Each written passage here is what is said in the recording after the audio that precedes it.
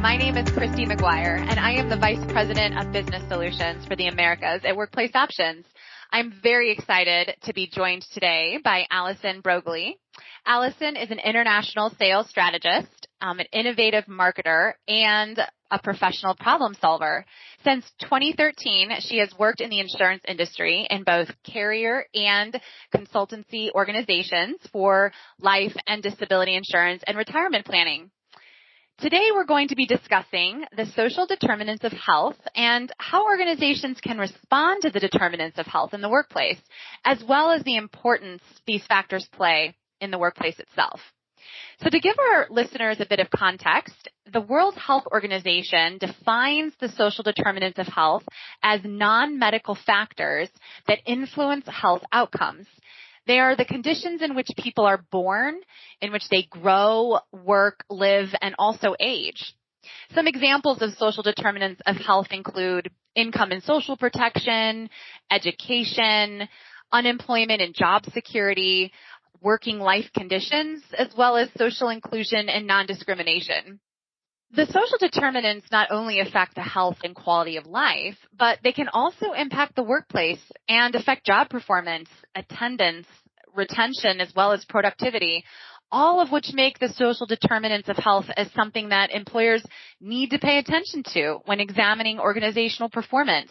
Allison, let me start by asking you, based on your experience and perspective, why should employers pay attention to the social determinants of health, and how do these factors influence the bottom line for organizations?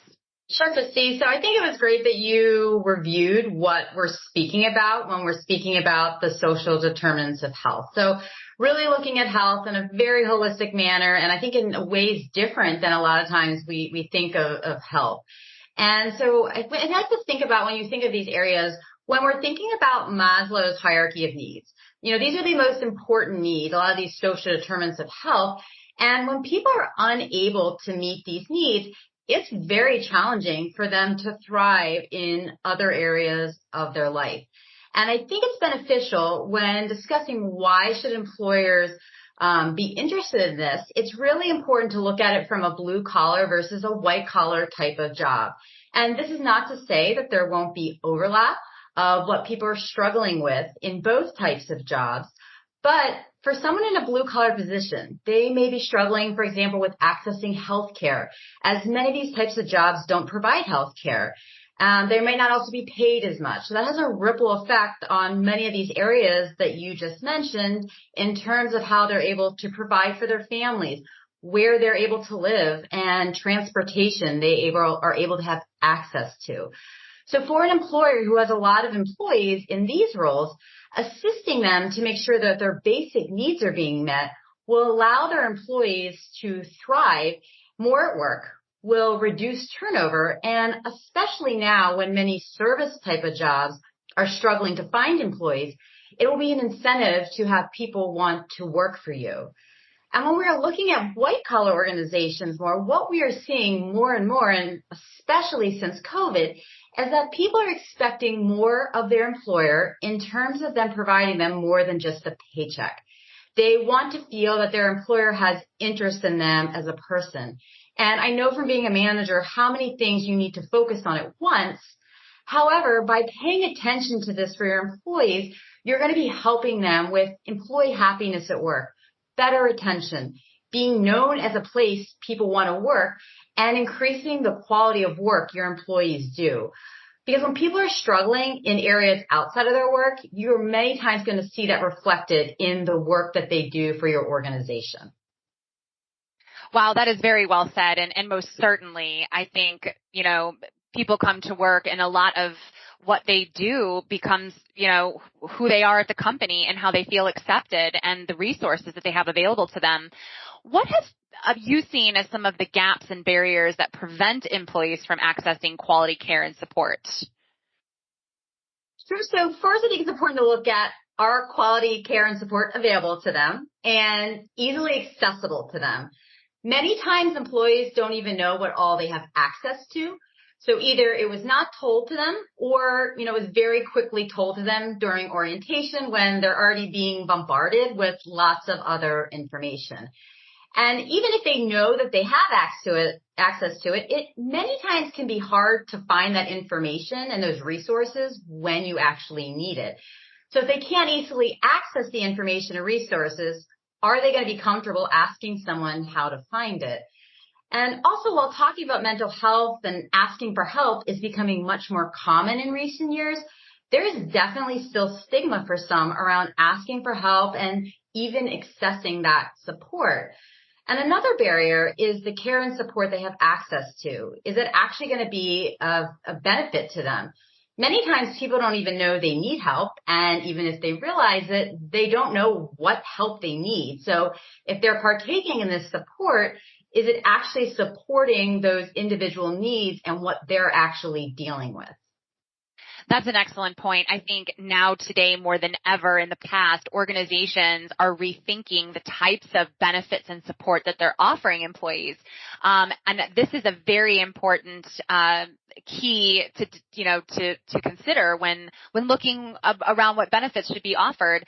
In your perspective, how can organizations determine what health-related resources and services their employees need access to, bearing in mind the unique needs of each individual? So using a combination of ways is definitely going to be beneficial. An HR organization can be following what other companies are doing and what is working with their employees. I don't think we always need to reinvent the wheel. If something is working in one company, at least consider it for your company.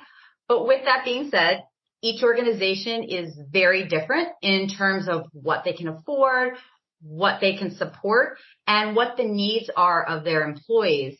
Because of this, a survey, it can be a very accessible way to ask employees what type of resources and services they are looking for.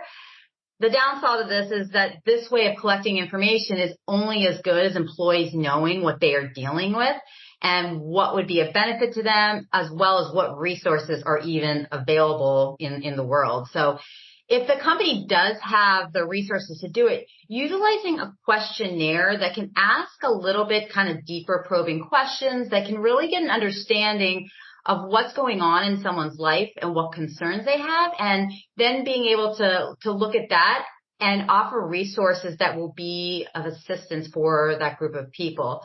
Also, there are many people that really like to have their voices heard, especially when it comes to support that's available at a company.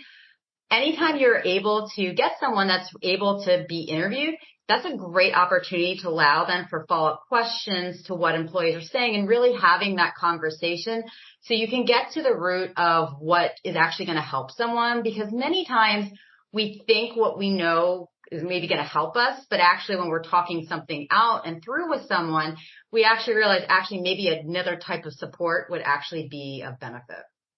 That's a really great point. I think we know what would be beneficial, but in reality, it might not. So listening to the people, getting the data and the results from what the population is saying is so incredibly important. And I'm sure a lot of companies that do that really get to see what their population is experiencing.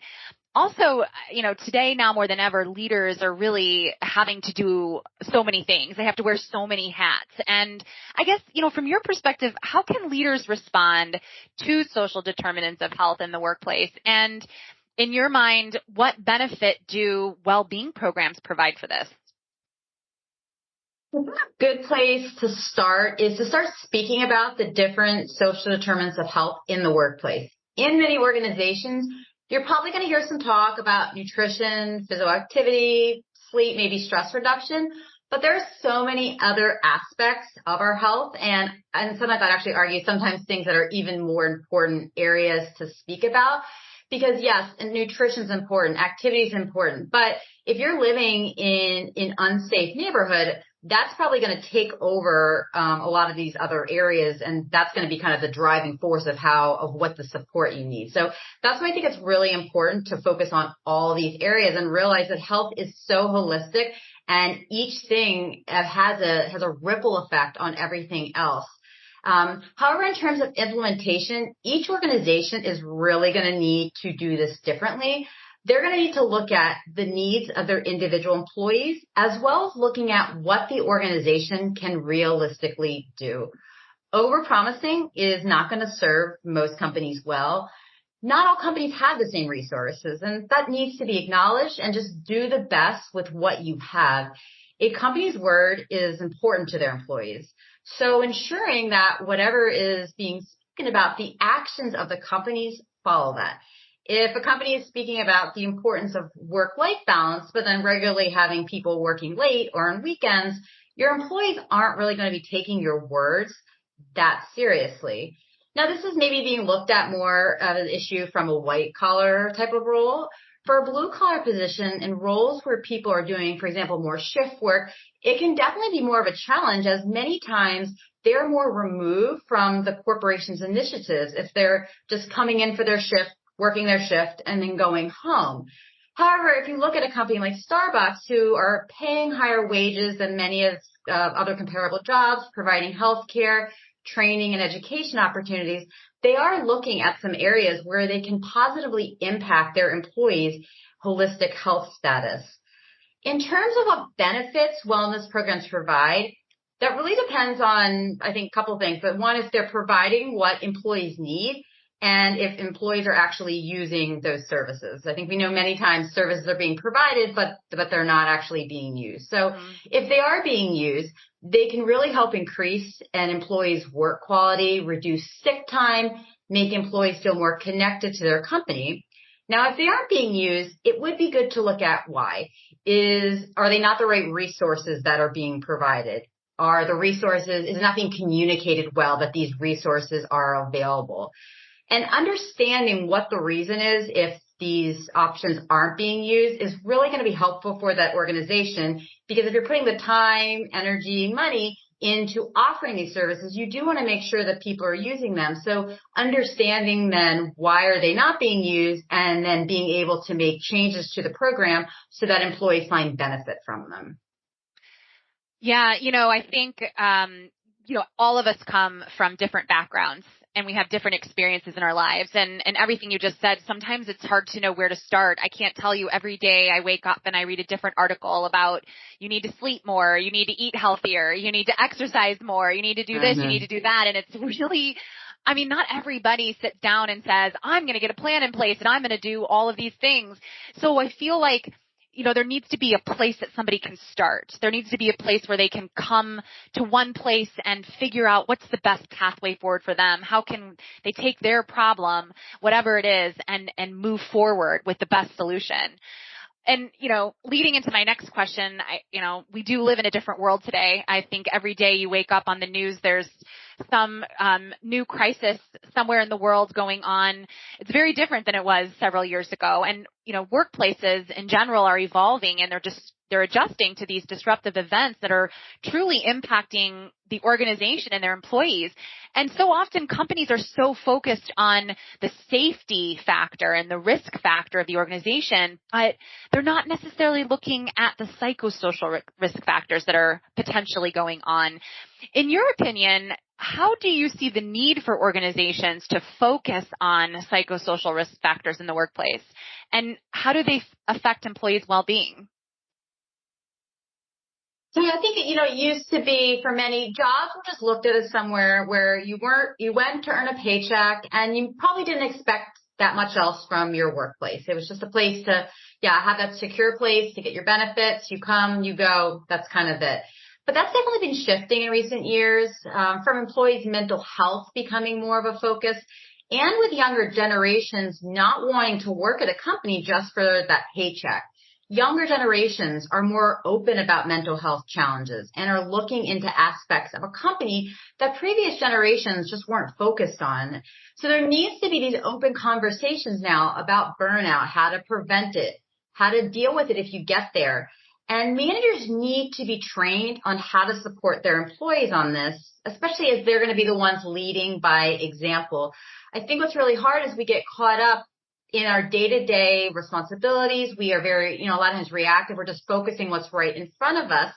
But when we step back, we recognize that if these other aspects of our health are not focused on, it eventually is going to wear down the company, and that you're going to have people getting sick, getting burnt out, going to be leaving the company. And so it's a challenge because again, you do have revenue goals. I'm not taking away from that. You do have to run your operations, but needs to be a balance. And, it does need to come from higher up that you can look at the company as how can we obviously need to achieve our company financial goals, operations, what we need to give to our customers, but also keeping those employees healthy and happy.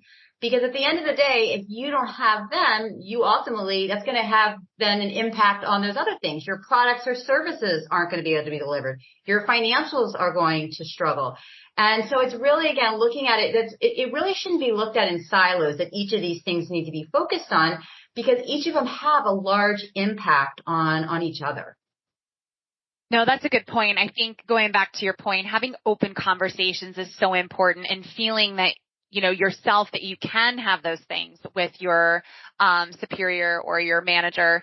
I think, and I hate to bring up the pandemic, but it did change a lot of the way we work today, unfortunately. And I think one of the things that came out of the pandemic is how important that human connection is for people to feel supported and connected in their communities and within their organization. How do you view social support for employees, and how does it contribute to positive health outcomes?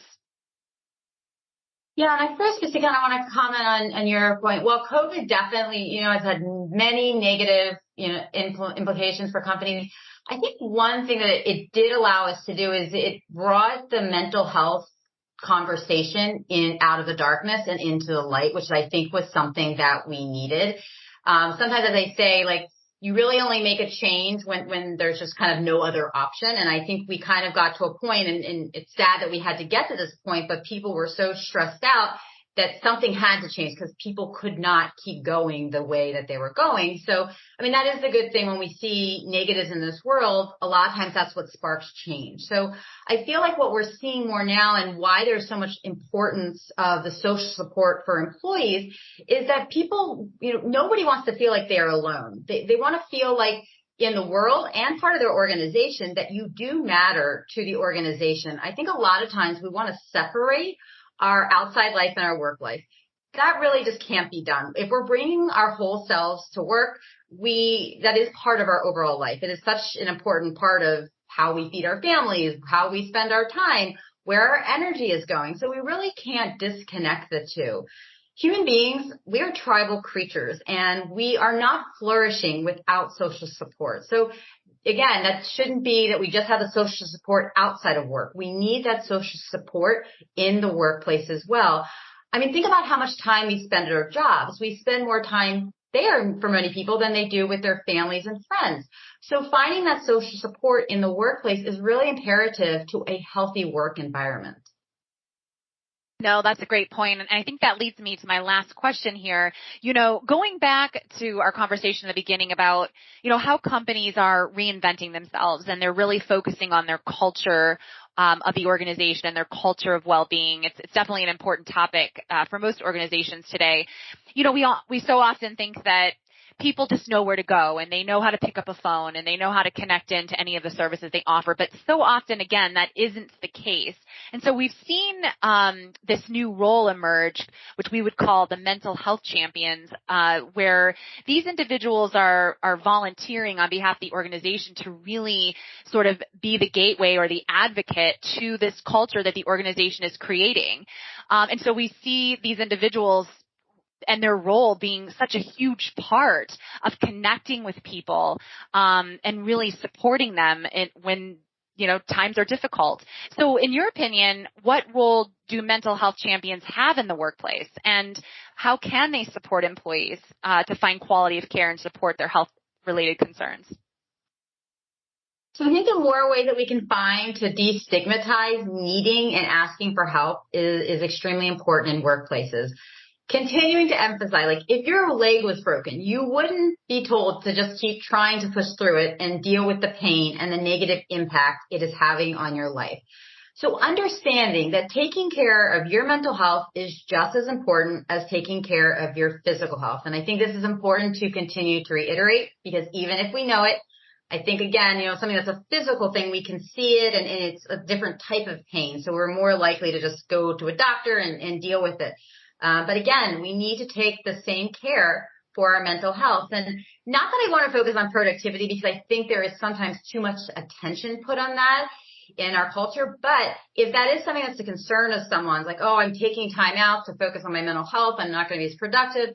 That's actually not going to be true, because understanding that taking care of your mental health is actually going to help you be a more productive employee and a better team player, rather than avoiding the issue and having it negatively impact all areas of your life. And having these people in these roles that are these mental health champions, I think is just so important, because seeing someone in your company speaking openly about mental health and showcasing that it is something that every single person deals with at some point in their life is important to show. We need to normalize. There are ups and downs in life. We are not broken for this happening, nor is there anything wrong with us if we need some additional support numerous times in our life. Allison, we cannot thank you enough. This has been so informative and really great. Thank you so much for your time today. Thank you so much, Christy.